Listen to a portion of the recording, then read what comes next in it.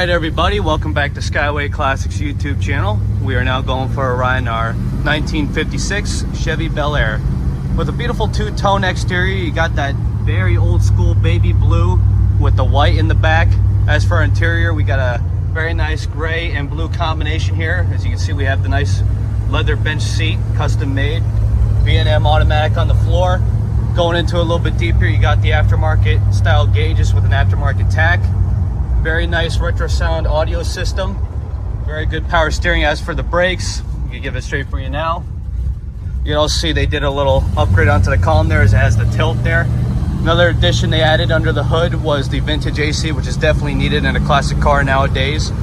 One of the nicest things ever. Now, as you can hear from the back, this isn't your usual small block, but they have the nice big block underneath the hood to give you a little bit of power.